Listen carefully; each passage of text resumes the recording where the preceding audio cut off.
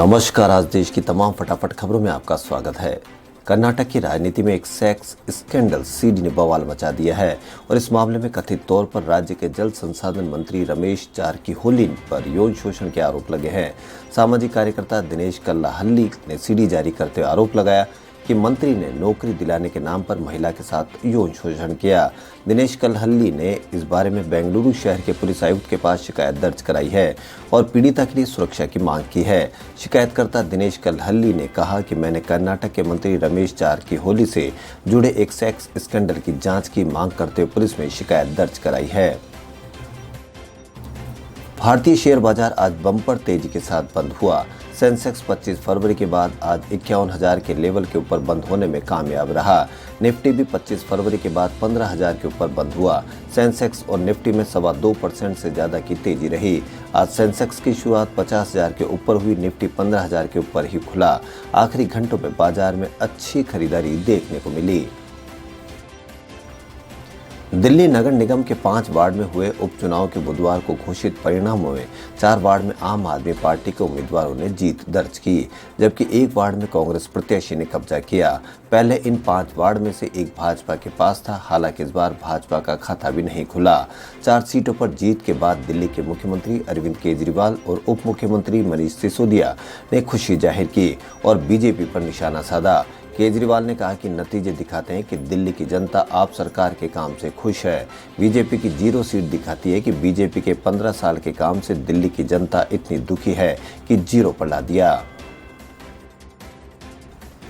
राजस्थान के कोटा में मंगलवार को कोर्ट ने 10 साल के बाद 2 लोगों की हत्या के मामले में 9 दोषियों को उम्र कैद की सजा सुना दी है।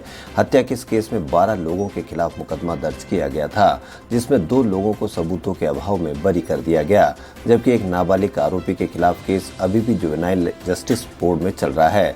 बता दें कि करीब 1 दशक पहले जमीन विवाद में 12 लोगों ने मिलकर 2 लोगों को मौत के घाट उतार दिया था। इस मामले में दोषी करार दिए जाने के बाद 9 लोगों को कोर्ट ने उम्र कैद की सजा सुना दी। फिल्मकार अनुराग कश्यप, अभिनेत्री तापसी पन्नू के मुंबई और पुणे स्थित ठिकानों पर इनकम टैक्स की टीम ने छापेमारी की है। सूत्रों के मुताबिक ये कार्रवाई एक कर चोरी मामले में की जा रही है। मुंबई और पुणे के करीब 20 ठिकानों पर आयकर विभाग की छापेमारी चल रही है। इसके साथ ही एक टैलेंट एजेंसी अनुराग कश्यप की फैंटम फिल्म्स और प्रोड्यूसर मधु मंटेना के ठिकानों पर भी छापेमारी जारी है। इनकम टैक्स विभाग के सूत्रों के मुताबिक 30 से ज्यादा जगहों पर अभी भी इनकम टैक्स की रेड जारी है। इनकम टैक्स के सेक्शन 132 के तहत ये रेड चल रही है। क्वान कंपनी के कुछ खातों को फ्रीज भी किया गया है, जो रेड के दौरान का रूटीन प्रोसेस होता है। टैक्स में गड़बड़ी करने के आरोप में ये रेड अभी भी मुंबई और पुणे में जारी है।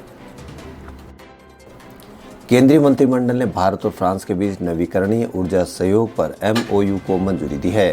केंद्रीय मंत्री प्रकाश जावड़ेकर ने बताया कि इस MOU पर जनवरी 2021 में हस्ताक्षर हुए थे और इसका उद्देश्य नवीकरणीय ऊर्जा के क्षेत्र में द्विपक्षीय सहयोग को बढ़ाना है।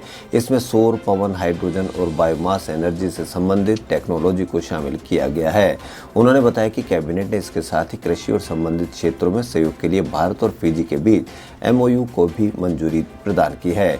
इसके तहत अनुसंधान कर्मी, वैज्ञानिक, विशेषज्ञ और तकनीकी प्रशिक्षुओं का आदान प्रदान हो सकेगा। सुप्रीम कोर्ट ने बुधवार को जम्मू कश्मीर में अनुच्छेद 370 हटाने के मामले को लेकर दाखिल की याचिका को खारिज कर दिया।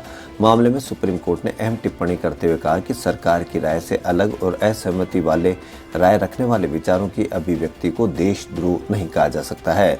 सुप्रीम कोर्ट में जम्मू कश्मीर के पूर्व CM फारूक अब्दुल्ला के खिलाफ देशद्रोही कार्रवाई करने के आदेश जारी करने के लिए याचिका दाखिल की गई थी। कोर्ट में रजत शर्मा नाम के एक शख्स ने याचिका दाखिल की थी और जम्मू कश्मीर में अनुच्छेद 370 के खिलाफ बयान देने पर फारूक अब्दुल्ला के खिलाफ देशद्रोही की कार्रवाई करने के आदेश देने की मांग की थी। कोरोना वैक्सीनेशन के दूसरे फेज में सरकार ने सभी प्राइवेट अस्पतालों को शामिल कर लिया है। सोमवार से शुरू हुए इस फेज में पहले सरकारी योजनाओं से जुड़े 10,000 प्राइवेट अस्पताल ही शामिल किए गए थे। वैक्सीनेशन शुरू होने के एक दिन बाद ही यानी मंगलवार को सरकार ने इसका दायरा बढ़ा दिया। साथ ही कहा कि कोरोना वैक्सीन की कोई कमी नहीं है। केंद्र सरकार ने कोरोना वैक्सीनेशन की रफ्तार बढ़ाने के लिए सुबह 9 से शाम 5 बजे तक की सीमा खत्म कर दी है, यानी अब निजी अस्पताल किसी भी समय टीका लगा सकते हैं। केंद्रीय स्वास्थ्य सचिव राजेश भूषण ने बताया कि अगर वैक्सीन लगवाने वालों को कोई आपत्ति न हो तो अस्पताल शाम 5 बजे के बाद वैक्सीनेशन कर सकते हैं। प्रधानमंत्री नरेंद्र मोदी ने बुधवार को एजुकेशन मिनिस्ट्री की ओर से आयोजित बजट वेबिनार में युवाओं को संबोधित किया। उन्होंने कहा कि भारतीय टैलेंट की डिमांड आज पूरी दुनिया में है। भारत के युवा हर क्षेत्र में शानदार काम कर रहे हैं। प्रधानमंत्री ने देश को आत्मनिर्भर बनाने पर भी जोर दिया। कहा, आत्मनिर्भरता के लिए युवाओं को आत्मविश्वास की जरूरत होती है। यह सीधे तौर पर एजुकेशन, स्किल डेवलपमेंट और रिसर्च से जुड़ी है। नई शिक्षा नीति में इन सब का समावेश है। इस नीति से देश का हर एक युवा मजबूत होगा।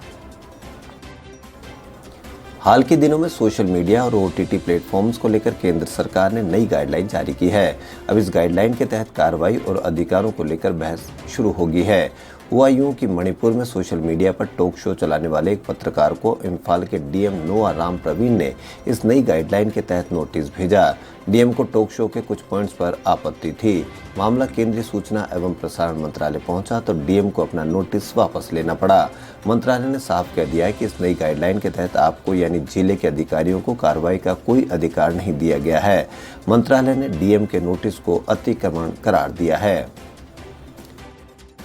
कहते हैं कि खूबसूरती बाहर से नहीं अंदर की देखी जानी चाहिए और इसी का जीता जागता उदाहरण ओडिशा से आया है, जहां 17 साल की उम्र में एसिड अटैक का सामना कर चुकी प्रमोदिनी ने हाल ही में अपने प्रेमी के साथ शादी की है। ओडिशा के जगतसिंहपुरा जिले में रहने वाली प्रमोदिनी ने सोमवार को धूमधाम से अपने प्रेमी से शादी रचाई। प्रमोदिनी की उम्र 29 साल है और उन्होंने अपने रिश्तेदार और दोस्तों की मौजूदगी में शादी की।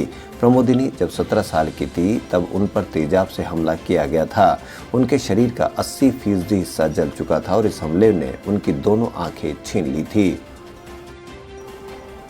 महाराष्ट्र के जलगांव जिले से एक शर्मनाक घटना सामने आई है। जानकारी के अनुसार यहां की पुलिस ने पहले हॉस्टल में घुसकर कथित रूप से लड़कियों के कपड़े उतरवाए और फिर उन सभी से डांस करवाया। वहीं लड़कियों के अनुसार पुलिस ने इसका वीडियो भी बनाया है। इसी बीच भारतीय जनता पार्टी ने इस शर्मनाक मामले को विधानसभा में भी उठाया और दोषी पुलिस वालों के खिलाफ कड़ी कार्रवाई की मांग की है। इस घटना पर बवाल होने के बाद गृह मंत्री अनिल देशमुख ने उच्च स्तरीय जाँच की बात कही है और इसकी जाँच के लिए 4 सदस्यों की कमेटी गठित की है। इस कमेटी को 2 दिन के अंदर रिपोर्ट देने को कहा गया है। देश में 1 मार्च से कोरोना वैक्सीन का दूसरा चरण शुरू हो गया है और इसी क्रम में आज राष्ट्रपति रामनाथ कोविंद ने आर्मी रिसर्च और रेफरल अस्पताल में कोरोना की पहली खुराक लगवाई। राष्ट्रपति रामनाथ कोविंद ने उन सभी लोगों से टीका लगवाने की अपील की है जो दूसरे चरण के टीकाकरण अभियान के तहत इसकी पात्रता रखते हैं। राष्ट्रपति भवन के ट्वीट के अनुसार राष्ट्रपति कोविंद ने इतिहास के सबसे बड़े टीकाकरण अभियान को सफलतापूर्वक लागू करने के लिए सभी डॉक्टर्स, नर्स, स्वास्थ्य कर्मी और प्रशासकों को धन्यवाद दिया। इसमें बताया गया है कि राष्ट्रपति के साथ उनकी पुत्री अस्पताल गई थी। खबरों फिलहाल इतना ही। यदि आपको हमारा चैनल पसंद आए तो लाइक, सब्सक्राइब और शेयर अवश्य करें। धन्यवाद।